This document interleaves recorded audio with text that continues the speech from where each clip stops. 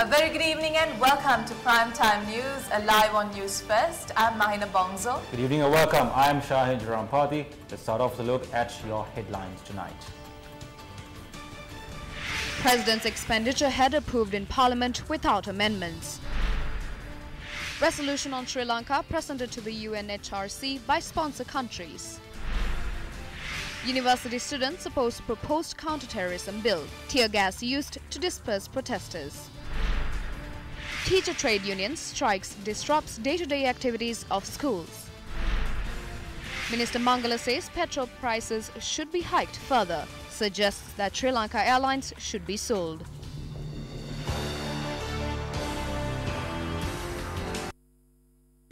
Tonight, we have decided to voice what many of us are thinking.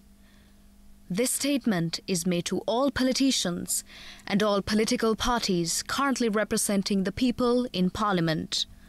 On behalf of all 21 million Sri Lankans, please stop destroying the lives of our people.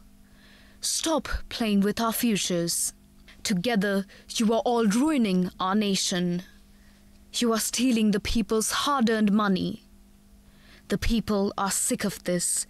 There is no hope in sight. Clearly, those in power are incapable of running our nation, and those not in power are not a viable alternative either. Together, they cover each other's tracks and pillage the people. The people are struggling. The economy is in dire straits. Education is in shambles. Healthcare is collapsing. The private sector can't afford to pay salaries. There is no growth, no hope, only despair. Please, for the sake of the people and future generations, if you cannot rule justly and competently, just leave and move out of government. While you have fattened yourself, your greed for power has left our people in a desperate state. You have sold our lands, you have sold our ports, you have sold our airports, you have sold our invaluable natural resources, you have even sold our oceans. To all politicians in Parliament, the people say, enough is enough. Sri Lankan Airlines and Mihin Lanka has cost the state a loss of approximately 163 billion rupees since the late 2000s. This was revealed at the Presidential Commission of Inquiry on Irregularities at Sri Lankan Airlines, Sri Lankan Catering and Mihin Lanka today. Sri Lankan Airlines has incurred a net loss of 143.23 billion rupees between 2009 and 2017, and between 2007 and 2017, Mihin Lanka incurred a net loss of 19.79 billion rupees. The expenditure heads of 22 institutions, including that of the President, the Office of the Prime Minister and independent commissions, was approved in Parliament today without any amendments. The backbench parliamentarians of the ruling party had stated that they will defeat the budget overhead of the President, and they requested for a vote today. The Leader of the House and the Prime Minister announced that there was no requirement for a vote. Thereby, the objection was noted and the budget overhead was approved in Parliament. These were the views expressed by the leader of the Janatha Vimukti Peramuna, Parliamentarian Anurukumara Dissanayake, in Parliament today. The fifth paragraph of Section 54 of the National Audit Act that came into effect from the 1st of August 2018 states that the Commission shall, within 3 months of the date of operation of this Act, offer all members of the Sri Lanka Audit Service servicing in the AG's department. Even after 4 months, the Commission has failed to act in this regard. It's unfortunate to say that the performance of this Audit Service Commission is deteriorating. After 2015, the Voice Against Corruption submitted a large number of complaints to the Bribery Commission. These complaints include the names of the former First Lady, sons of the former President, ministers and as well as deputy ministers. After 2015, the Prime Minister as well as Health Ministers are also part of this. Until August and September, the Minister of Highway is also included. Even after concluding the investigations into several complaints, the Bribery Commission does not provide their approval to file a case against the wrongdoers. The Bribery Commission is being controlled by politicians. At present, the Bribery Commission is not prepared to file a case against any politician who is engaged in large-scale fraud. They only file cases against police constables or an office assistant. I asked an officer why the bribery commission is not functioning properly. He said the fingerprints of certain officers have got erased and only 10% is sensitive. If lines have been erased, they must take action to replace it with something suitable. The Supreme Court hears cases. However, when the hearing is adjourned, they do not say when the verdict will be given. They have now started to issue orders restraining apprehension. Any deficiency in the Court of Appeal can be addressed through the Constitutional Council. The President appoints acting positions every 2 weeks. The President appoints presidential commissions. However, the President engages in tours around Japan with individuals who are identified as wrongdoers through such commissions. These wrongdoers were appointed as the chairman of the Timer Corporation. Individuals who are identified as wrongdoers through such commissions are appointed as President's personal secretary and the Prime Minister of the country. Where are the remaining drafts of the Bond Commission report? The attempt to reject claims of the Prime Minister's connection with the central bank bond scam and to protect him will be of no use. No one can protect him. The complete Bond Commission report must be revealed in Parliament.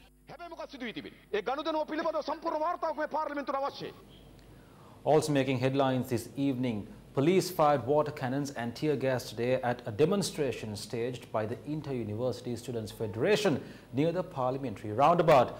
The students were protesting against the Counter-Terrorism Act proposed by the government. If we do not get a favourable response from the people inside, we will be compelled to break through this barrier once again.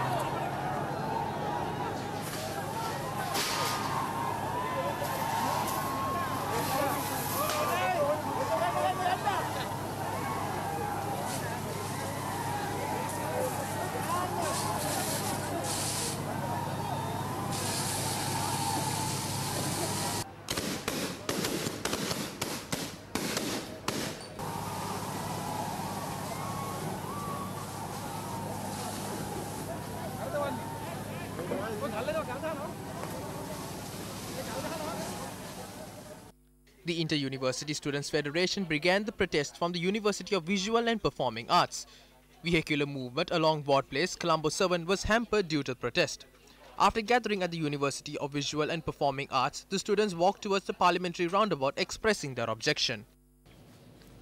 Now, according to our correspondents, the protesters are still gathered near the parliament. Meanwhile, the National Trade Union Centre explained their stance on the proposed Counter-Terrorism Act. The government is attempting to enforce laws through this act so that anything could be labelled as terrorism. If a media institution continuously reports on a particular matter, the government can label the media institution as well as personnel attached to that media institution as terrorists. If trade unions fight for their rights, or student unions fight for free education, or when the public comes to the streets demanding for their requests to be fulfilled, the government may interpret these actions as acts of terrorism. The Wickramasinghe-led government is planning to bring in a Hitler-style leadership. If a group of people gather on the streets and if the police disapproves this, they may interpret this action as an act of terrorism and may arrest the group of people.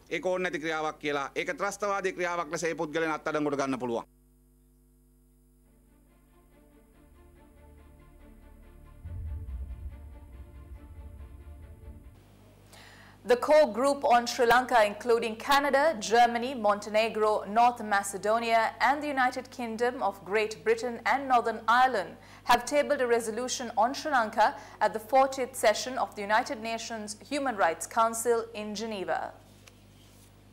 The resolution is titled AHRC 40L.1, Promoting Reconciliation, Accountability and Human Rights in Sri Lanka. Reaffirming Human Rights Council Resolutions 30/1 of 1st October 2015 and 34/1 of 23rd March 2017 on promoting reconciliation, accountability and human rights in Sri Lanka, the draft resolution 40/1 welcomed the positive engagement of the government of Sri Lanka with the High Commissioner and the Office of the High Commissioner since October 2015. The resolution says it recognizes the strong role played by Sri Lanka's democratic institutions in the peaceful resolution of the political situation that arose in Sri Lanka from October to December 2018. It reads that it welcomes, quote, the establishment of the Office on Missing Persons in September 2017 and the appointment of its commissioners in February 2018 and the assumption of its work to fully implement its mandate, unquote. The resolution adds that it notes with appreciation, quote, the return of some private land previously occupied by the military to civilian ownership while recalling repeated public commitments by the government of Sri Lanka to release all private land occupied by the military to enable local populations to resume livelihoods, unquote. The resolution requested the Office of the High Commissioner to continue to assess the progress on the implementation of its recommendations and other relevant processes related to reconciliation, accountability and human rights in Sri Lanka, and to present a written update to the Human Rights Council at its 43rd session and a comprehensive report, followed by a discussion on the implementation of Council Resolution 30/1 at its 46th session. Sri Lanka is expected to co-sponsor the resolution 40/1. Meanwhile, a 5-member delegation is set to take wing to Geneva to attend the 40th session of the Human Rights Council. The delegation has been decided on following consultations held with President Maithripala Sirisena yesterday by Foreign Minister Tilak Marapana. This team will comprise of Tilak Marapana, the Minister of Foreign Affairs, who will head the delegation, and he is said to be joined by Dr. Sarath Amanugama, Dr. Suren Raghavan, Ravinatha Arya Singha and A. Nerin Pulle. The consideration of the report of the Office of the High Commissioner for Human Rights on promoting reconciliation, accountability and human rights in Sri Lanka that was made public last week will take place on the 20th of March 2019, while the draft resolution on Sri Lanka on the same theme, which Sri Lanka has signed up to co-sponsor, is scheduled to be taken up on the 21st of March 2019. According to the Ministry of Foreign Affairs, the delegation will also be joined by Sri Lanka's permanent representative to the UN in Geneva, ALA Aziz, Deputy Permanent Representative to the UN in Geneva, Samantha Jayasuriya, and other relevant officials of the Sri Lanka Permanent Mission in Geneva. A resolution which Sri Lanka is co-sponsoring has been presented to the UNHRC in Geneva. I do not know which resolution was read by those who criticize it, but in this resolution we have been praised on 11 occasions. I would like to question why they are attempting to change this. We need to improve this further. When the 2 youth in Trincomalee were killed, their parents weren't allowed to go to the Human Rights Commission. The MPs who the President is sending as his emissaries represented that government at that time. Mahinda Samarasinghe was the one who attended the Human Rights Commission sessions for 10 years. What happened in the end? Proposals 12, 13 and 14 were passed against Sri Lanka. That is their greatest achievement. This is what happens when the judiciary, the executive and the legislature acts breaching each other's boundaries. I told the President when he brought in the 19th Amendment, he is the creator of it. Back then he listened to us. The Prime Minister had been given more powers through the amendment when the draft was put forth. As an MP person who was in Parliament at the time of the incident, I would like to say, these are shallow stories. They went to the Supreme Court with the draft of the amendments claiming such privileges cannot be given. And the announcement by His Excellency the President that he intends sending 3 members and to move away from the commitment that Sri Lanka has given twice before with his blessings. We are discussing the head of expenditure for the President's office. Now, if the President intends to send members from the opposition ranks, not to represent the government, but himself, can we authorize that expenditure? Can another member of his own party also function as the head of the opposition. There were members from both sides who said the Supreme Court is independent now. See how they ruled in the months of November and December. And therefore they said, we don't need international judges for accountability. They said, our judges are independent, that has been established. We can go on with any inquiry with regard to wartime atrocities by a local judicial system. That may be so when the contesting parties are two political parties in this country. But when it comes to the issue of the state of Sri Lanka and an armed rebel group, the judiciary, the local judiciary will not be independent. And this has been proved yet again by certain court proceedings that happened last week and have been now terminated, since the court proceedings have been terminated. I would like to ask Mahinda Samarasinghe if a special delegation will go to Geneva to represent the President. We need to know these.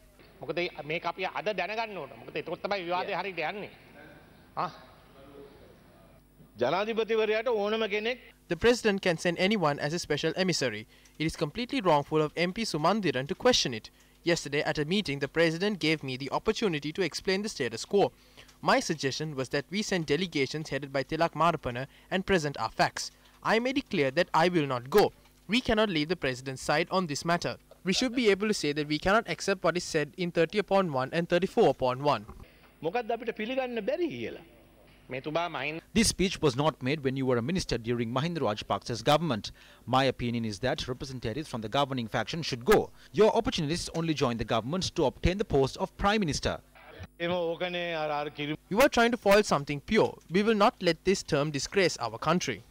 Who called Dr. Manohara's father and asked him not to provide evidence and that he would be given a car? Tell me what happened.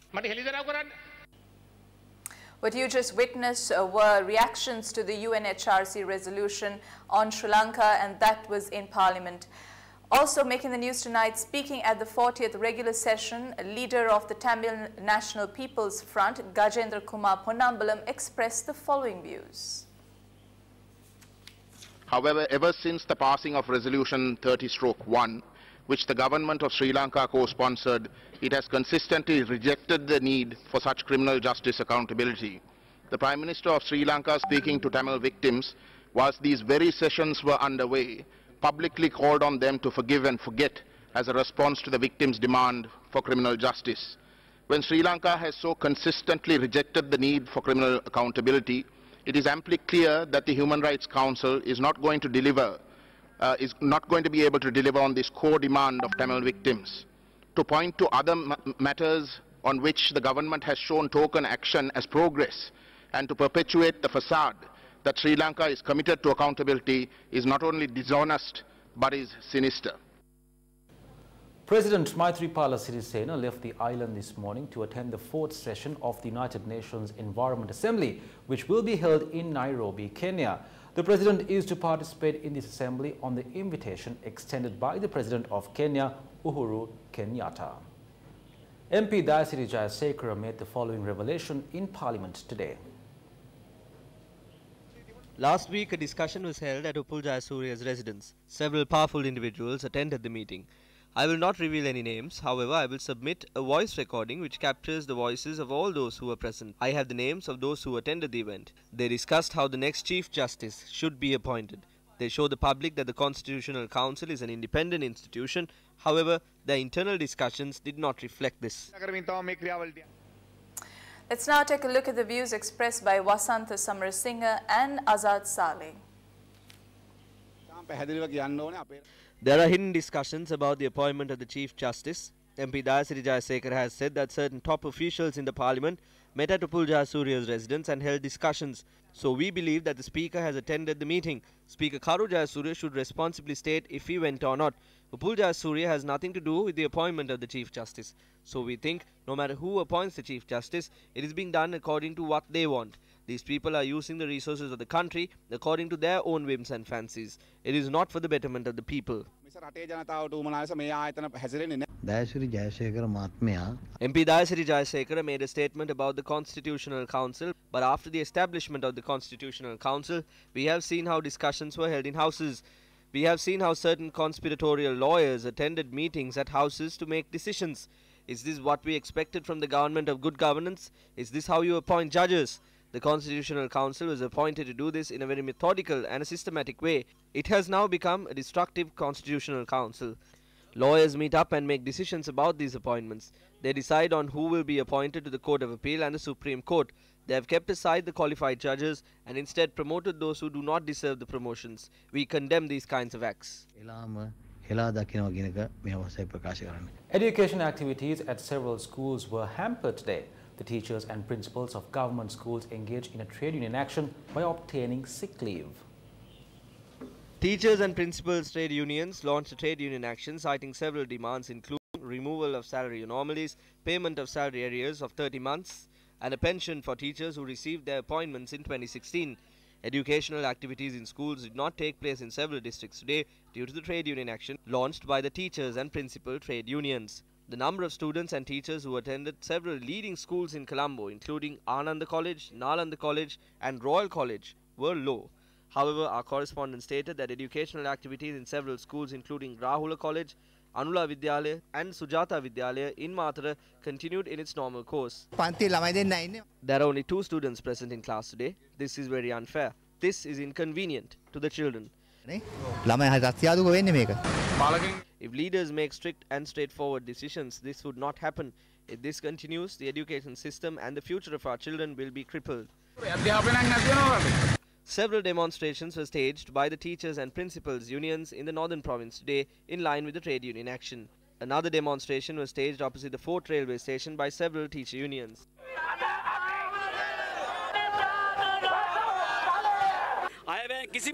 The budget did not fulfill any of our demands. We request Minister Akila Viraj Karyavasam to remove all salary anomalies that were created through the BC Pereira Commission and increase our salaries. The number of documents and forms that are to be filled by teachers must also be reduced. The Ceylon Teachers Services Union also staged a demonstration in Nugegoda today.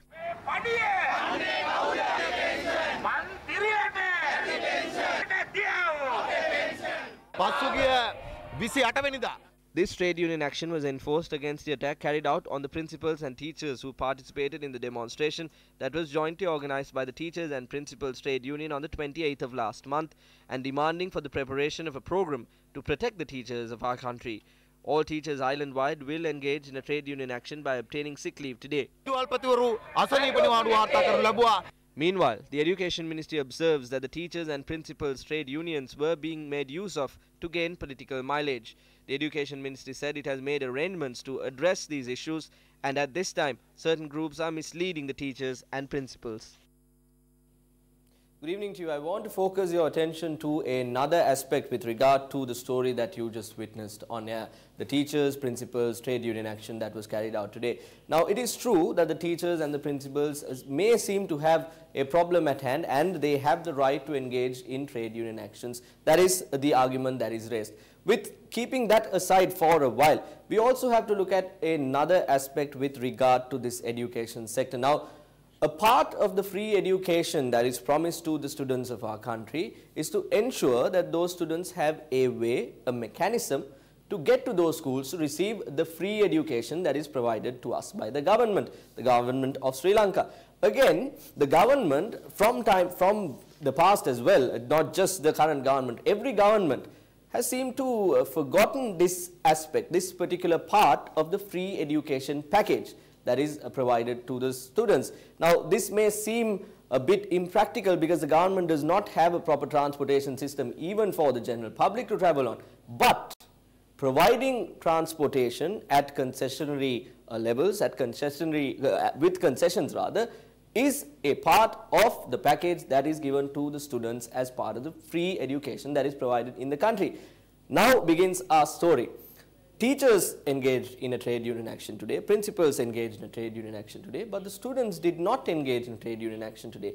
They had to go to school. Today was not declared a holiday. So when those students wanted to go to school, there were several teachers also who went to their particular schools to provide education activities. We should commend and appreciate that as well. While the teachers, some of the teachers and the students had to go to school, the school vans that transport these teachers and students to schools refrain from carrying out their duty. Now, did the school vans also engage in a trade union action? No, they did not. There was no discussion of that sort. Now, we should also keep in mind that these school vans that take these children and teachers to school are private school vans owned by private individuals who operate based on a monthly wage that is provided by these students, by the parents of these students to these van drivers. Now, in such a backdrop, if school vans stop functioning, at least for a day, it can be a situation where these school van drivers can completely halt the education system of the country in one day if they refrain or if they engage to do, if they stop transporting students to school. Is that what our country has come to? Is that what the education system of our country has come to? Several consecutive governments have forgotten that the students' transportation, concessionary transportation for students is a part of the free education. Now, the third reading of the budget is going on. Maybe the Minister of Transport and the Minister of Education, while looking at things, some would say unnecessary things like the insurance, the tabs, they too can maybe stop for a while and think about this aspect as well. If the school van drivers decide to stop work for one day, these private school van drivers can halt the education system of our country. Here's a thought for you. Have a look. A national level workshop for country strategy and program evaluation was organized by the Department of External Resources, Department of National Planning, together with the Independent Office of Evaluation of IFAD in Colombo today. There is a clear recognition. Sri Lanka is now graduated to lower middle income country with a per capita income of US dollars 4,065 in 2017. Currently, Sri Lanka's economy is being transitioned from a rural agriculture economy towards a more urbanized economy driven by service sector. However, the present governments have recognized the challenges that the country faces in achieving sustainable economic growth through recent policy documents, Vision 2025, a country enriched, and the Sustainable Sri Lanka Vision and Strategic Path, which mainly aim at transforming Sri Lanka into a private sector-led and export-oriented economy while ensuring the sustainable upper middle income hub in the Indian Ocean. More than 40 years ago, to be precise, in 1977, Sri Lanka's economy was opened up, paving the way for strategic growth. Within a few years, Sri Lanka gained momentum and was poised to achieve middle-income status. Then there was intervention by neighbours, who with vested interests funded elements of terrorism and contributed to derail our economy. Yes, even after 40 years, we continue to aspire to achieve upper middle-income status. We have the resources and the potential. But we need to be vigilant and not let our country get caught in the same trap. Before we went into the break and before we looked at the international story, we brought to you the report with regard to the trade union action by the teachers and the principals. We highlighted two important factors to you. One was that the successive governments have forgotten that providing transportation to these students to get to their schools is a part of the package that comes under free education. Second one is that the school van drivers can bring the education system of our country, if they decide to do so, to a halt. The third most important point that we want to give to you before we wrap the news tonight is the fact that the students are paying money to these school van drivers, and they're collecting a lot of money by providing this service of taking children to the school. So it is once again their responsibility as well to carry out the duty. They are paid upfront for the whole month. So even if it's one student that they are carrying, isn't it up to them to take the children to the school and to give them that education that they deserve? They did not decide to carry out a trade union action. So again, a point for the general public to keep in mind that the school van drivers in our country is also making a lot of money, and they too have a responsibility to make sure that the education system of our country functions smoothly. It's back to the main studio, Shine and Mahina. Thank you, Chatu. And with that, we end tonight's edition of Primetime News. I'm Mahina Bongzo. And I'm Shine Jerome Party. Good night and take care.